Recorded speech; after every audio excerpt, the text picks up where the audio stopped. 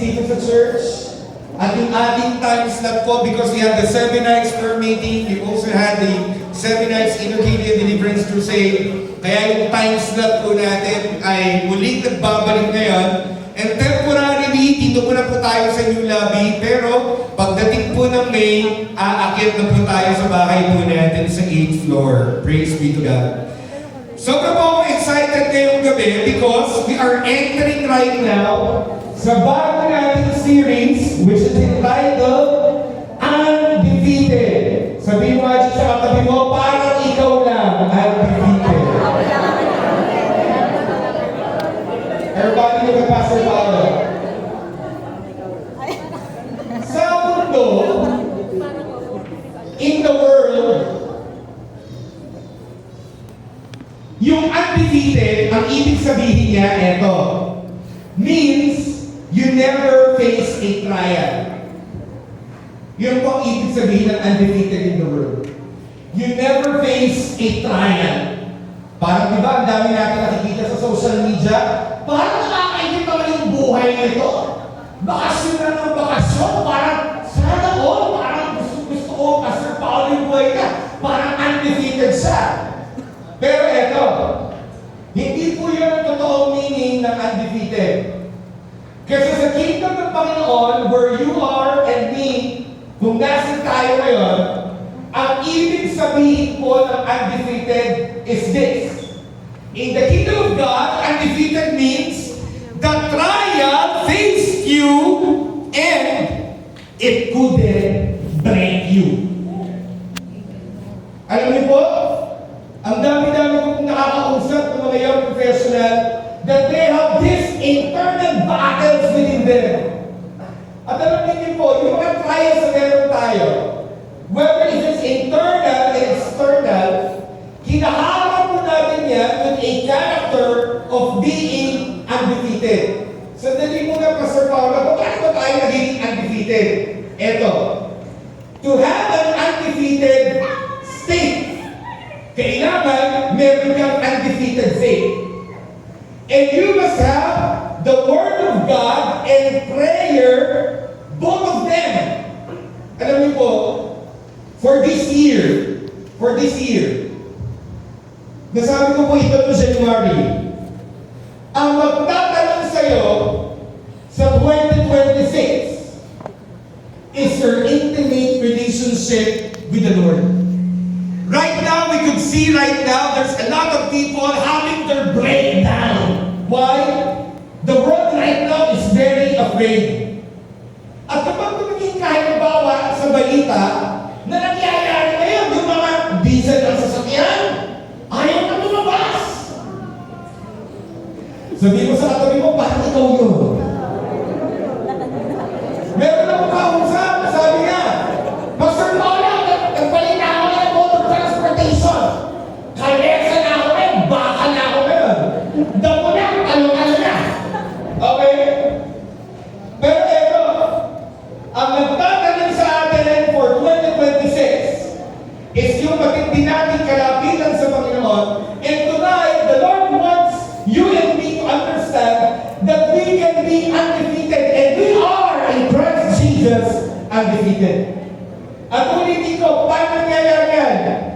Nangyayari yan because we have the Word of God and prayer. Kapatid, in this season of our lives as young professional, ito yung tayo talaga, babalik talaga tayo sa Word of God. Imagine this. Okay. Nakita ko po ang mga magulang ko na tumanda without faith in the Lord. Alam ko po na nung time na yon, ang aking pong father at aking mother, nakita ko po sila na as habang pinapalaking nila kami noong mga time na yun, wala po silang faith before sa Panginoon. Pero praise be to God, today, they are believers of our Lord Jesus Christ. Lumaki po kami sa isang family na yung aking both parents ay walang pananampalataya sa Panginoong Jesus. At sinagay ang dumaan ng edad natin, yung 23 to 40 years old, yung mga edad natin yung professional. At ang naaalala ko, nung edad ko yun na sila ay, they advanced in age at nandun sila sa bracket ng 23 to 40, dahil wala silang Jesus, wala silang pananampalataya sa Panginoon, our family became miserable. Now, why am I telling this story, Pastor Paulo? Look at me right now. We are the young professionals right now. Maya-maya, we will be starting our families. Maya-maya, we will advance in age. And we are the adult of our society right now. Look at Pastor Paulo. What will happen when we advance in age and we are still living in defeat? Because we don't know what has the Lord in store for us in prayer and in word. Yung pong prayer at word ay hindi lang po religious activities. Hindi siya religious activities. Sila po ay hindi lang sila religious habits, but they are the legal code and communication line of God's kingdom. Pag sinabing legal code, lahat tayo dito na nabubuhay ngayon dito sa lupa, meron nang itinakda sa atin ng Diyos na mga promises niya para ang bawat isa sa atin ngayon magtagumpay. And the prayer naman is our communication line with the Lord. Ito ang problema. Kapag wala kang salita ng Diyos, yung prayer mo para nakatayo sa hangin. Walang basihan. Pero kapag wala ka namang prayer at meron ka ng salita ng Diyos, eto naman, yung salita na nanatiling papelan. Pastor Paulo, I read the Bible, but I don't pray. Well, eto nangyayari.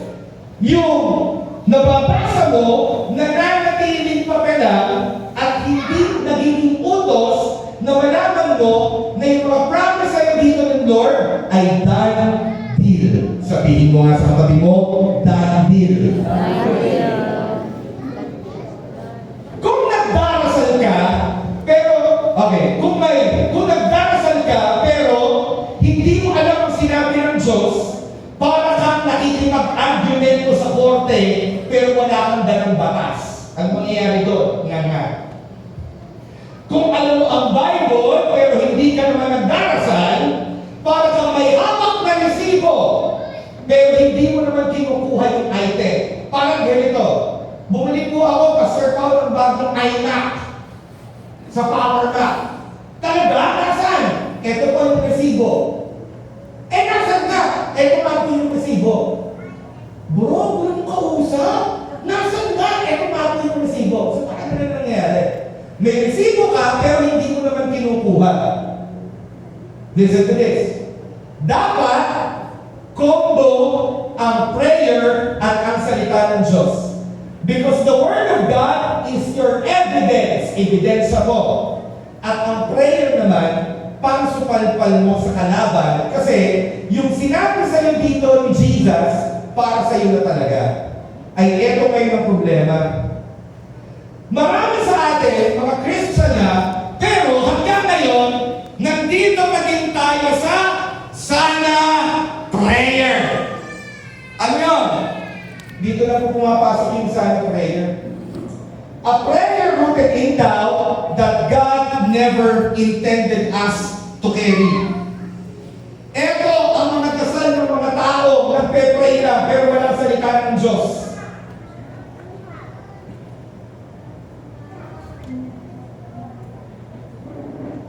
Ito po ang prayer.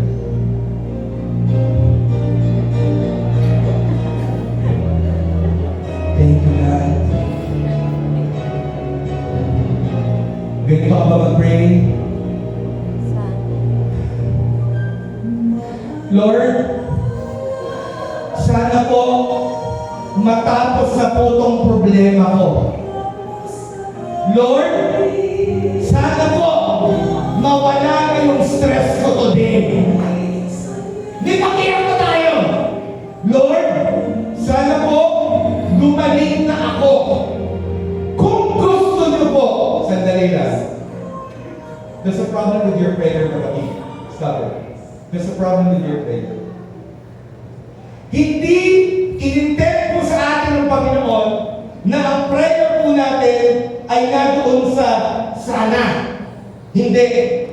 Ang intention sa atin ng Panginoon, malaman natin na in Jesus and through His Word, dahil na ang pangako niya, kukunin mo na lang. Kaya mo para pa kayo ng bakit ito ang problema pag nasa sana prayer ka? Kasi pag sana ang prayer mo, binibigay mo ang control sa sitwasyon mo. Parang ganito, Lord, sana po matapos na po yung problema. Ito pa ako ayaw ng problema. Gets niya? Lord, meron na, Pastor po, meron na po kami. Tuyo na po ang pinakain namin sa linggo na po. Danggit. Wow, mahal. Grabe yan. Pastor po, sasabaw na kami ng kape. Spanish latte po sa Starbucks. Grabe kayo na ako na nakakakasunod ka. Pastor po, magaling, hindi na talaga ako makatulog. Kasi yung utang ko po, puro upas po yan. Pagbayad mo po dito. Okay. Kapatid, ito joke lang yan. Pero ito di ba mag-prayer tayo, nag-deklarasyon natin, sana, mali yun, hindi bibigyan. Kahit pasabihin mo, halimbawa, okay, pag nag-pray ka kasi ng sana, nakuon ka sa katatayin ng takot. At ang sana, wala sa iyo ang control natin sa sitwasyon. Uulitin ko. Paano kapag yung problema, ayaw kang tantana? Hindi na naman, sana naman matapos ka. Awa mo na. Hindi. Tinuturuan tayo ng Panginoon na manalangin at magtiwala ngayon sa sinabi niya. Okay. Passive versus active. Sa sana prayer, ikaw ay biktima na naghihintay ng rescue. Sana naman, Lord, makita mo ko itong paghihirap ko. Ang lungkot-lungkot ko po talaga. Pero ang problema sa atin, pag malungkot tayo, gusto natin yung lalo pa tayo papalungkot. Kaya ano naman ang playlist mo sa Spotify? Ano ba yung mga gusto ngayon? Minumul to? Pasaruhan na ako na relax. Yung kung tumawa, alam ko, mas bata kayo sa akin. Kasi minsan hindi ko maintindihan. Sa kingdom prayer, ikaw ay hindi biktima, ikaw ay sundalo at i-enforce mo ang victory ng Panginoon. Okay. Ang hirap pa sa Christian, kapag ang pakiramdam niya, barely making. Ano daw ibig sabihin, Pastor Paul, ng barely making? Parang ganito, kamusta ka na? Eto, sakto lang. Hindi naman kami pagod na pagod. I mean, sakto lang. Ang hirap ng sitwasyon kasi sakto lang. Ano ang tawag doon? You're barely making. Hindi na gusto ng Panginoon sa atin at ayaw naman siya sa atin na kapit tayo sa batalyon. Kasi ang mindset mo, humihingi ka lang ng pabor imbes na nagpapatupad ka ng karapatan mo. Ang sana prayer ay ito, wish. Parang ito po ang sana. Parang ang bata na nakakita ka ng laruan. Sabi mo sa tatay mo, naalala ko dati, pusong-puso po yung Galaxy Robot.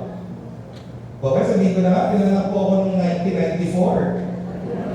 Yeah. Yung mga tumawa po, mag-uwi po kayo ng Bonete. Okay. Meron po akong Galaxy Robot before. Gustong-gusto ko talaga magpabili talaga sa tatay ko. Alam niyo po ang sabi ko po sa father ko? Sabi ko po, Pa! Sana! Hindi pala pa. Gusto siya eh, no? Sabi ko, Tatay! Tatay, sana po, mabili po namin ito. Makabili po ako. Sana po, makabili po ako. Okay. Listen to me. Yung sana prayer, walang kasiguraduhan. Hindi kasigurado. Pero, iba yung nagpe-pray ka na may kasiguraduhan ka para ganito. Caitlyn. Hindi sasabihin ni Caitlyn kay Ate Ruby, sana ibili mo ko nito. Wala kasi siguraduhan yun. Ang gagawin ni Caitlyn, eto, nasa yung debit card mo. Eto anak ang debit card mo. At pagkuha ng debit card, sabi niya, siya sige, nasa na debit card. Ikinuha nyo, sabi niya doon sa cashier, yan po ay akin na. Nagets niya? Yung isa, nag-wish, yung isa naman, senaryo, alam niya kung ano yung para sa kanya. Bakit ko sinasabi? Bakit hindi ang profession? Because itong season ito ng buhay natin, we are trying very hard to succeed. We are trying very hard to receive favor from the Lord, and we are doing a lot of things para lang mapansin niya na hindi natin alam ang totoo ay ito. Ikaw ay pinamura na, ikaw ay matagumpay na, tatayuan mo na lang yung tagumpay na yun ibigay sa iyo ni Jesus. Amen. Amen ba? Amen. Kaya, huwag tayong masanay sa sana prayer. Yung dasal na parang naguhulog ka ng barya sa wishing well, hindi po yung gusto ng Diyos sa atin. Pero church, ito ang gusto ni Jesus. Si Jesus, hindi sana ang binigay sa atin. Ang binigay sa atin ni Jesus, a promise in Matthew 18:18 to 20. Ang binibigay ng Panginoon ngayon ay hindi sana, kundi ang binibigay niya ay key, susi. Amen? At sabihin ko sa katabi mo, huwag kang malungkot. Alam mo, kitang-kita ko na malungkot kayo. Pag nandito sa stage kita-kita, sabihin mo sa katabi mo, huwag kang malungkot. Okay. Look at me. Ang ibinigay na sa atin ay susi.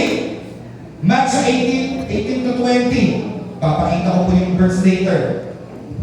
Ang binigay na sa atin ay susi.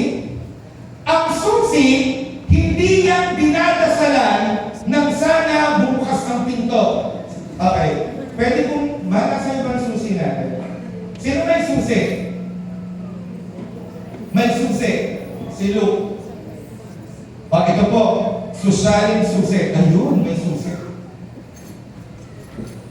Sabi ni Luke, Kuya Pao, eto na yung sasakyan. Drive din mo na. Grabe, iyak ako ng iyak. Salamat, madadrive ko na yung sasakyan ni Luke. Pero ang ginawa ko, pumunta ako dun sa pinto at sinabi ko, Lord, I pray magbukas mo itong pinto. Tapos sabi ni Luke, ano ginagawa mo Kuya Pao? Nagpipray na magbukas yung pinto para mapasok ko dun sa kotse. Tapos si Luke nakatingin sa akin ganyan nakapag ulo niya. Ha? Kuya Pao, ito yung susi to? Anong gagawin natin sa susi? Yung susi, gagawin natin pang-open nung pinto. Look at me. Madami dito ngayon, ang tagal-tagal mo na nagpe-pray, walang result, ang kailangan mo ngayon, kunin yung susi, tatayuan mo para gamitin mo, hindi si Lord na magbubukas, ikaw ang gusto nyo magbukas.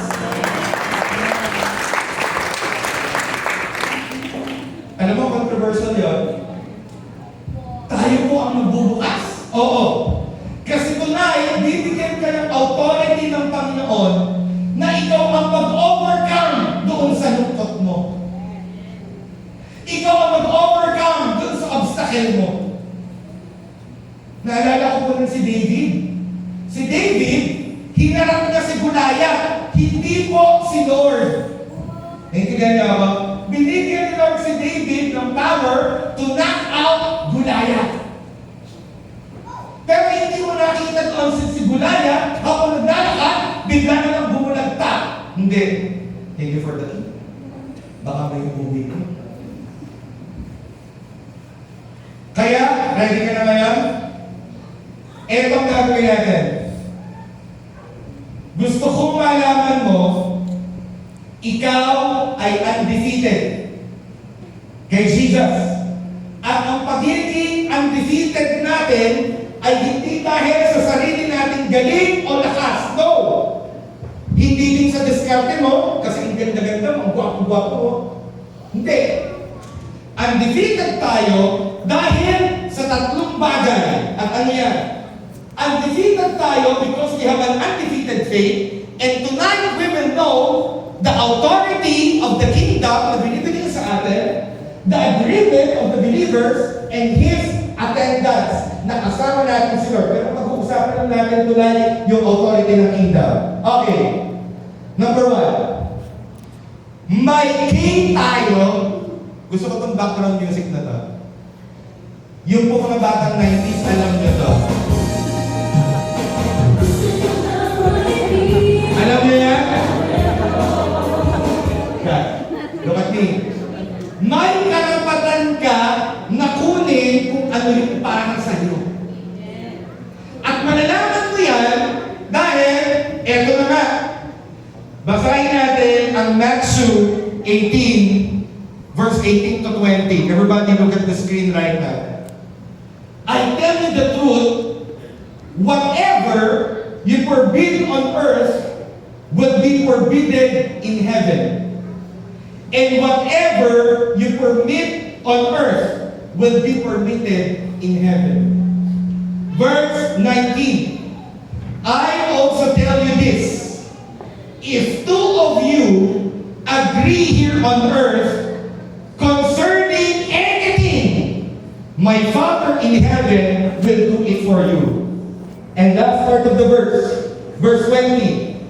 For where two or three gathered together as my followers, I am there among them. Pwede ba natin palapakan naman natin si Jesus? Now, pag-uusapan natin ang point 1, ang authority ng kingdom. Look at Pastor Paulo. Ang Diyos, binibigyan na tayo ngayon ng susi para tayo ay kumilos at pwede natin patigilin ang hindi dapat at i-allow naman ang dapat. Balikan natin yung verse. We'll go to verse 18. I tell you the truth. Whatever you forbid on earth will be forbidden in heaven. And whatever you permit on earth will be permitted in heaven. Anong ibig sabihin niya? Itong verse na ito, binding and loosing. Yung binding and loosing po is a legal term. Kapangyarihan din po yan na binibigay sa atin ng Panginoong Jesus. Look carefully. Yung forbid, ang ibig sabihin dyan, to bind. Bawal. Anong pagbabawal? Ang pagbabawal ng kilos ng enemy, the devil, Satan, sa buhay mo. Look at me. Sino dito yung after mong sumahod, wala pang isang linggo, nakita mo, yung magpaliwanag, parang naubos lang sa wala yung pera mo. Hindi ko sa milk tea, ha? Nasa ba yan? Yung iba talaga kung hindi sumasahod. Okay. Lahat yun yung negosyo. Okay. Sino dito yung nakakana sa buhay nila na parang may sunod-sunod na pangit na nangyayari sa life mo, takas ang kamay? A series of unfortunate events na hindi tumitigil, takas ang kamay. Takas ang kamay. Baba. Yan po ang ipagbabawal natin. Ano naman po dito yung permit? Ang permit ay ito. Ang pagpapahintulot ng langit na bumuhos ang kanyang grace, ang kanyang biyaya. Look at me. Sa lahat po, by the way, kayo po ba yung nandyan ba? Sino kung naiintindihan ako kung wala po ako nila sa Jesus? 18. Binibigyan ka ni Jesus ng power of attorney. Ang ibig sabihin, ikaw ang authorized signatory dito sa lupa. Kung ano yung meron sa langit, Mararanasan mo yung mga kung sa langit ay may healing, look at me. Sa langit ba may corruption? Sa langit ba may sickness? Look at me. Kung walang sickness sa langit, you can tell right now, Lord, dahil hindi mo pinapayagan sa langit ang sickness, kahit dito sa kalalagayan ko, hindi mo papayagan ang sickness sa akin. Magtawag na ako ng testimony, ha? Josiah. Can I call you here? Tiniglaan lang. Josiah. Si Josiah po, last year, Si Joshua. instrumentalist mo talaga si Joshua. Joshua, yes. Siya po si Josiah. Si Josiah po last year was diagnosed with, ano nga yung nakita dito sa Kenkenet store? Multiple sclerosis. Yun po, nakita March 28 last year, nakakita po ako ng, because makita chat ko din, nakita po doon sa ER na may stone na nakabara sa bile duct at sa ganun. So, ano nangyari? Nag-text sa akin si Josiah. Galing siya ng Pampang Demon, sobrang sumakit yung tiyan niya. Sobrang sakit, sumakit yung tiyan niya. And then, nakita doon, dahil siya ng ospital, nakita doon sa ultrasound, tama ba ako? Na mayroong mga bato doon sa kanya, bile duct. Yung bile duct, kung yung family, yung ba yung dinadaanan ng ihe? After gallbladder na yung bile duct po. Nasa daan na lang, nasa daan na siya. Basta yun na yung daanan niya. I-google mo na kung daanan na doon. Eto ngayon, nag-pray kami ni Josiah. And I can still remember my prayer that time is Matthew 18:18. The prayer namin kaya, Lord, in the mighty name of Jesus, we forbid that stone na manatili kay Josiah, and we allow right now, in Jesus' name, miraculously, that those stones be crushed. So, nananampalataya, hindi na pray ng ganito, Lord, sana po, pagalingin niyo po si Josiah. Lord, sana po, kung gusto mo lang po, Lord, alisin mo po yung bato ni Josiah. Hindi. Ang prayer note was so exact, and we are standing on the promise of Matthew 18:18 to 20. Verse 18, I tell you the truth. Jesus is telling something. Katotohanan. I tell you the truth, whatever you forbid, yung hindi mo papayagan, hindi din papayagan sa langit. Pero may basihan ka. Ang basihan mo, yung Word of God. Tama? And that time, we started to declare, Lord, by the stripe of Jesus, Josiah is healed. Okay, Josiah, anong nangyari dun sa sunod na ultrasound?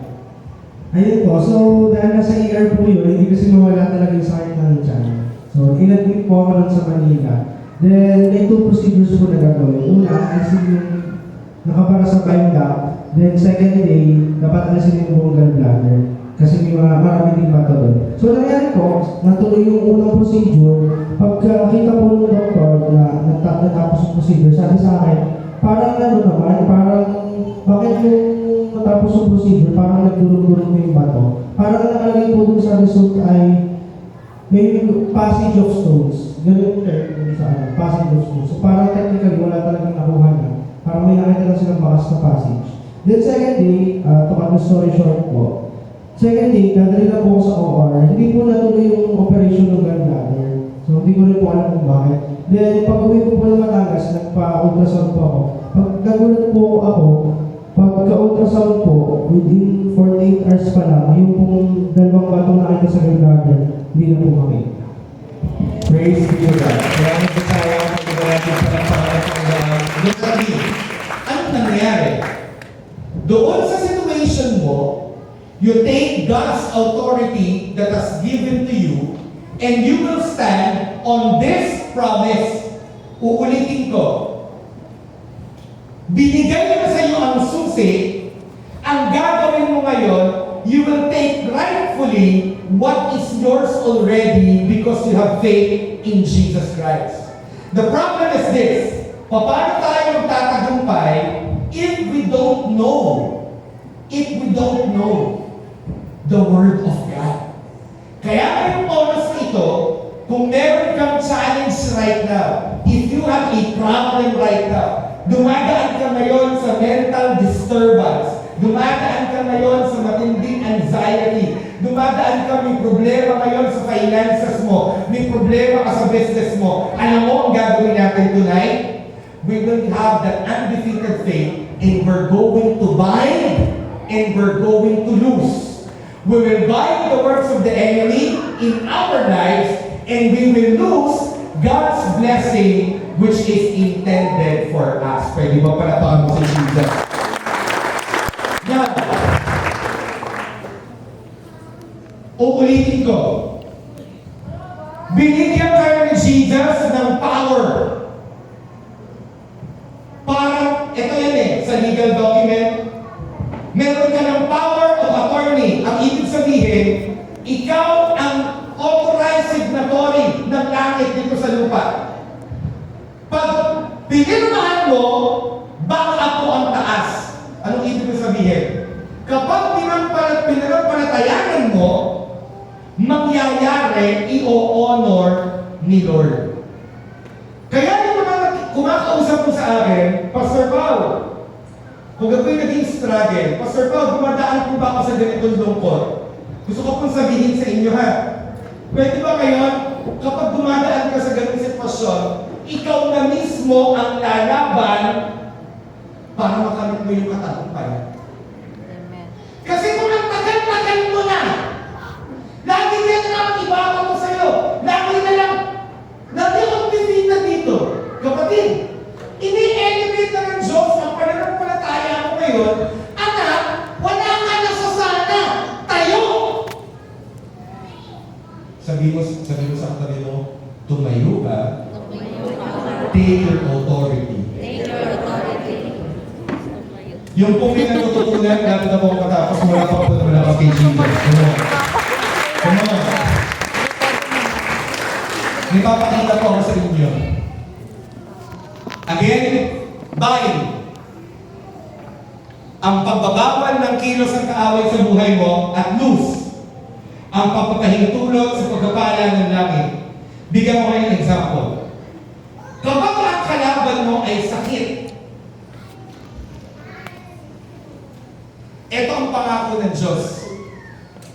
But He was wounded for our transgression, He was bruised for our iniquities, the chastisement for our peace was upon Him, and by His stripes we are healed. Ano ngayon ang ating binding? Ito, I bind every spirit of infirmity and sickness in my body. Wala kang legal standing dito. At ang naman ang ating prayer for losing, I lose the healing power and the life of Christ into my cells. Ang katawan ko ay templo ng Holy Spirit. Look at me. Ang nanay ko nagkakasakit sa isip.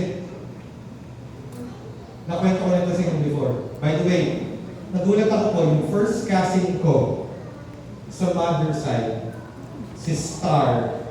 Star, can you please stand up? First time niya po dito sa church, at first time niya attend, in-invite siya po ni Coach Des na kasama yung another coach. Si Coach Des, what's the name of another? Angela. Si Angela. Alam mo po, nagkita kami kanina, bigla ko napasigaw, sabi ko, Star, first cousin ko yan. Pwede natin pala pa ng Diyos po sa buhay ng Star. Star, thank you. Now look at me. Ang nanay ko po, ang tagal ng dati before, nung bata pa kami, ang tagal na nagpapapsychiatrist. Bakit? Meron po, dun sa lineage, na-discover namin, hindi lang po yung mother ko, pati yung mga ninuno ng aking ina, nagkakaroon ng sakit sa isip. Yung mother ko, nagkakaroon ng sakit sa isip. Yung tito ko, na bunsong anak na lalaki, nagkakasakit sa isip. At alam niyo what I discovered? Yung mga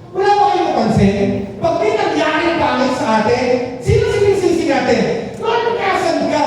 Pambihira, ang gumawa sa iyo yung enemy mo, the devil. At tuwang-tuwa ang enemy na, pag may ginawa siya masama sa iyo, isisisi mo sa Diyos. Alam niyo po, I had a prayer. At ang sabi ko, Father, in the name of Jesus,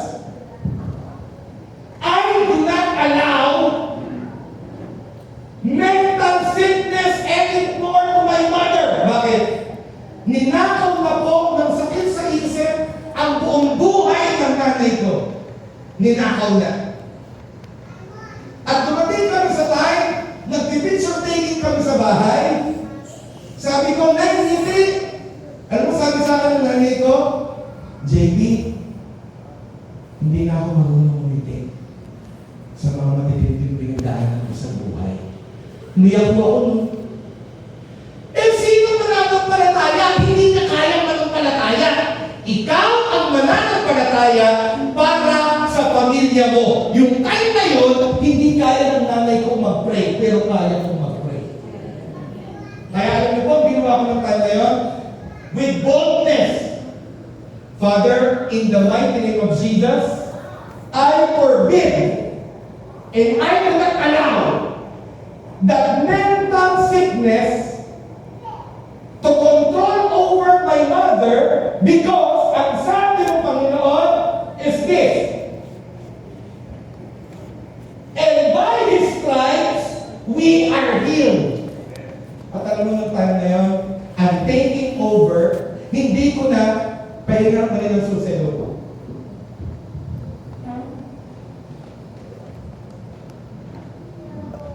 Look at me. Ito yung healing. Look kayo ba niya? Look at me. I know I'm speaking to somebody. Can you stand here so that they will see?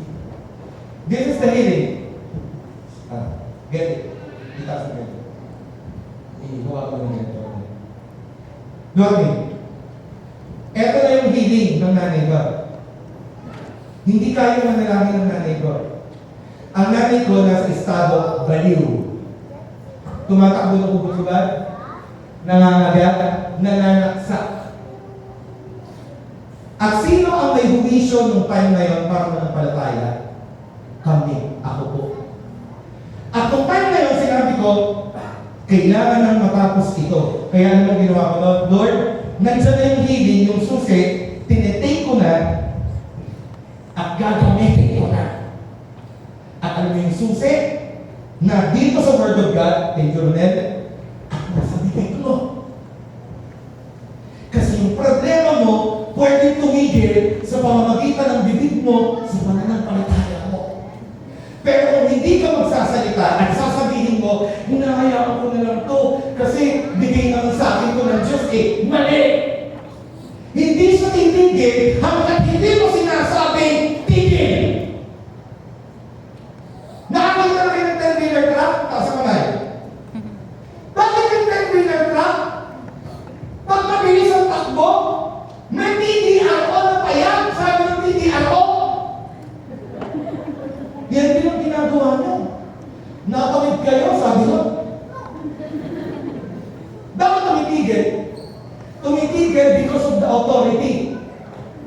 Mabalik tayo sa kwento ng nanay ko. Sabi ko, in the mighty name of Jesus, hindi na ako napayag na nagkakasakit ang nanay ko, hindi mo kalooban na magkasakit ang nanay ko, I bind it!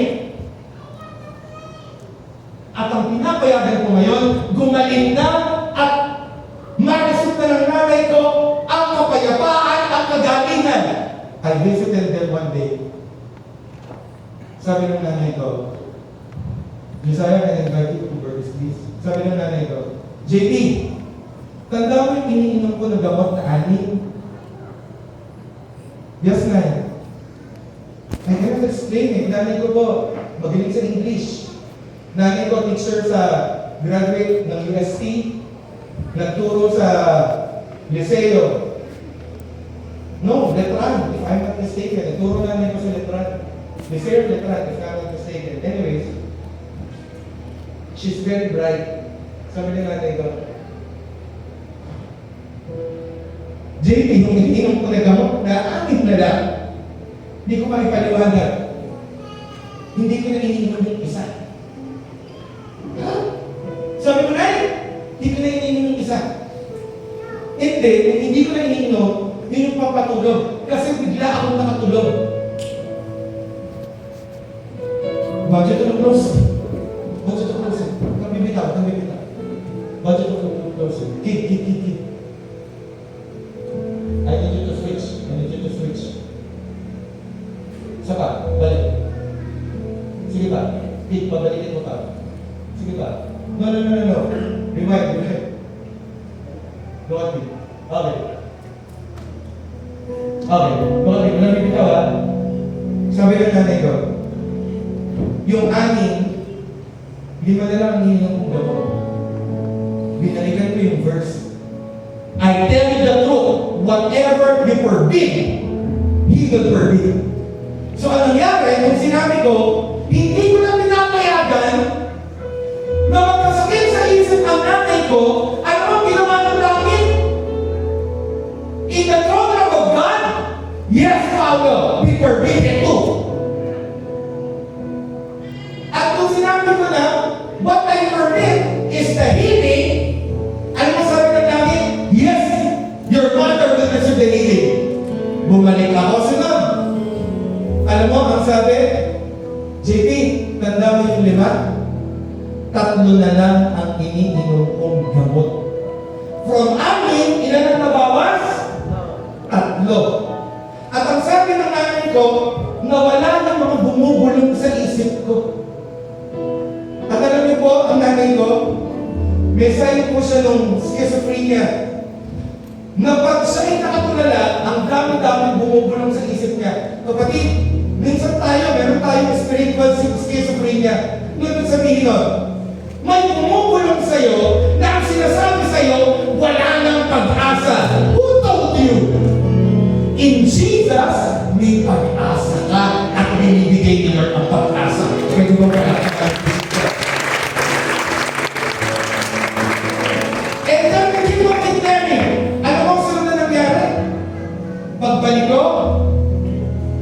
Pagbalik ko po, dahil na matapos, overtime tayo.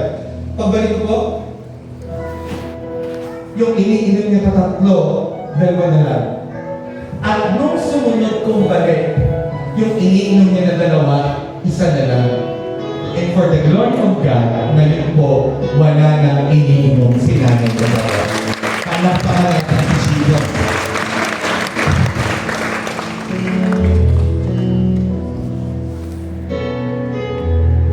Paano ang problema mo?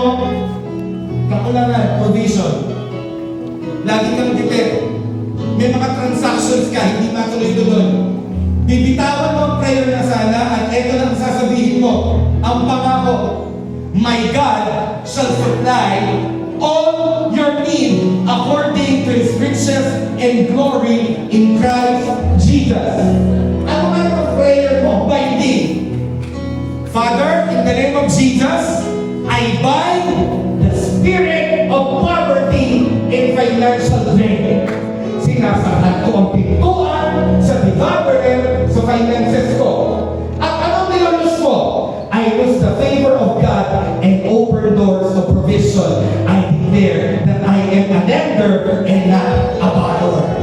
Kapatid, uulitin ko, kailangan magsasalita ka na ngayon. Because faith right now settles in your heart, and your faith settles in your mouth. Why does it settles in your heart? Kasi madami sa atin madaling ma-discourage. Kaya yung faith doon nakatira sa puso. At bakit inutos ng Diyos na ang faith ay nasa bibig? Para kapag tumataan ka sa mabigat na sitwasyon, you will speak life and bind and loose in that situation. Amen ba? Pwede ka ba tumayo ngayon? Itutuloy ko natin yung part 2 next week sa in-house gathering natin.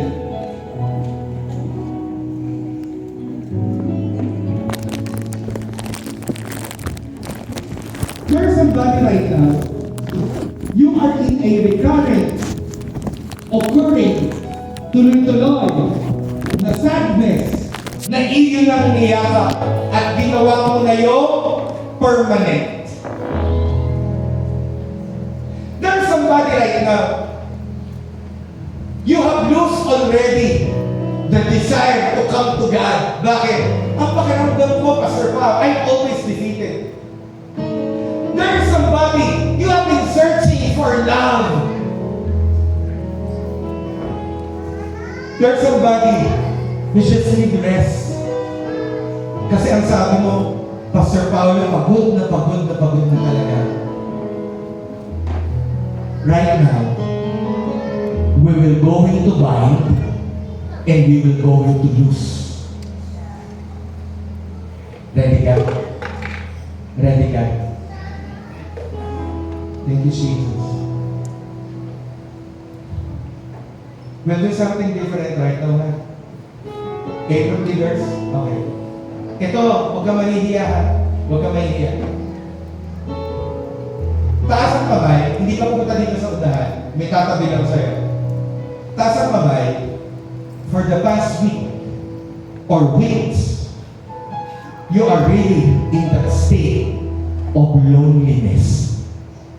Discouraged, lonely. Raise your hand, come on. Huwag ka mahiya. This time, come on. Can you raise your hand? Now, 8 group leaders, babae at lalaki, pwede ka bang pati yung trainee? Pwede ka bang lumapit ngayon doon sa nakataas ang kamay? Girls, can you raise your hand higher? Can you raise your hand higher? And boys? Okay. Okay. Meron pa po dito. Girl, si Chet. Lapit po. Len. Can you come over to Chet? Here. Si Chet. Dito. Boys. Okay. Look at me. Look at me. Look at me. Tonight, we will go to bind. And we will say, enough is enough. And we will not allow it anymore. And we will just declare, Lord, I need you. And I'm standing in your authority. Ang daming nanakaw sa'yo, taas ang kamay. May nanakaw sa'yo. Nanakawan ka ng peace, nanakawan ka ng joy. Come on, raise your hand. Yung wala pang partner, raise your hand. Can somebody run around kapwa AB? Kahit hindi na A-group leader. Come on. Can you go? 3, jump, Janisha. There's somebody there. May nanakaw sa'yo. Come on. Come on.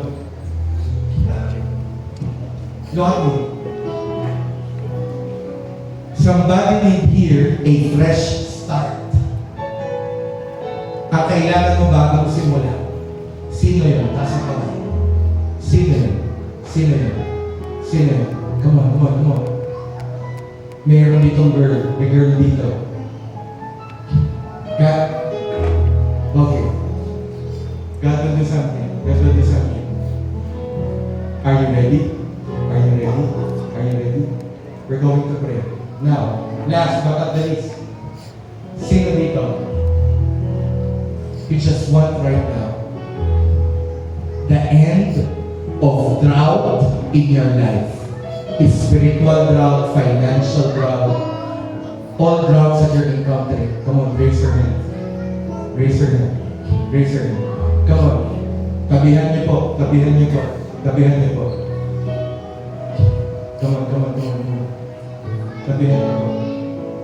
Meron pa po doon, may lalaki pa po doon. And if you're ready, we're going to pray. Are you ready, guys? Guys, okay na tayo ng overtime. Nakakapagpuyat na tayo sa pagkakapi eh. Ito, mas maganda pa sa kape. Amen ba?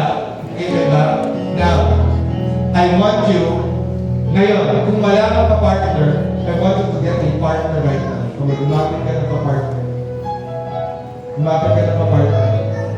And this time, we're going to strengthen one another in prayer. But before we pray,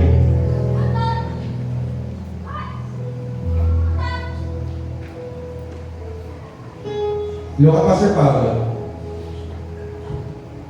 Tonight is your night. You've been trying life by your own. You've been doing it, trying hard. But tonight, you'll not be trying hard. You're going to open the keys and you will just receive what is rightfully yours in Jesus' name. But before I pray for you, I want you to open right now your heart to Jesus Christ. And I want you, si Lord na nagdala sa iyo dito, no, Pastor Pablo, I was invited by my friend. No. Matagal ka na kita ni Lord na nagsasuffer at si Lord na gumawa ng paraan, ginamit ng kaibigan mo na pumunta dito. So right now, we're going to pray. Amen? Close your eyes. 2,000 years ago, more than 2,000 years ago, si Jesus ay namatay sa krus. Ginawa ang hindi natin kayang gawin. At si Jesus ang gumawa ng way para ikaw at ako ay tumanggap ng kanyang kaligtasan, ng kanyang kagalingan, ng kanyang biyaya in the mighty name of Jesus Christ. Let us pray. Repeat after me. Sumunod ka sa panalangin ito at tanggapin mo na natin ang Panginoong Jesus bilang Panginoon at tagapagligtas natin. Sabihin mo, Panginoong Jesus, lumalapit po ako sa iyo. Humihingi ako ng tawad sa lahat ng pagkukulang, sa lahat ng kasalanan na meron ako, Panginoon. Ngayong oras na ito, pumasok ka sa buhay ko, maghari ka sa buhay ko. Tinatanggap kita bilang Panginoon at sariling tagapagligtas. At sa pangalan ng Panginoong Jesus, hayaan mo, kilusan mo ang buhay ko, O Diyos. Ako na lang mapipray. Lord, ngayong oras na ito, dahil sila tumanggap sa iyo, ready sila, Panginoon, O Lord God, na tumanggap pa ng matitinding pangako mo. At ang pangako mo, Lord God, ay magmamanifest sa buhay ng bawat isa. Father, in the name of Jesus, habang hawak namin ang kapartner namin ngayon, habang we are laying our hands to this brethren of ours na nabibigatan, O Diyos, na gusto na bumitaw, na nananakawan, O Diyos, na sobrang bigat ang pinagdaraanan, in the name of Jesus, we bind all works of Satan upon them. Depression, anxiety, lack, kawalan ng pag-asa, hopelessness. In the name of Jesus, we bind it, O God, in Jesus' name. And right now, in the mighty name of Jesus Christ, what we allow and we lose is your love, restoration, provision, O God, your touch in Jesus' name. Dinetik na namin ngayon lahat ng pagpapala na hindi makarating-rating sa kapatid namin ito. In the name of Jesus, inaalis mo ang lahat ng hadlang in Jesus' name. And we are declaring right now, O Lord God, your strength, your favor, at your answered prayer in the name of Jesus. In Jesus' mighty name. Salamat, Lord. We bind on the works of the enemy and we lose right now your blessing, your power, your provision sa buhay ng kapatid kong ito. In Jesus' name. Salamat po. We honor you and we magnify you, O God. In Jesus' name.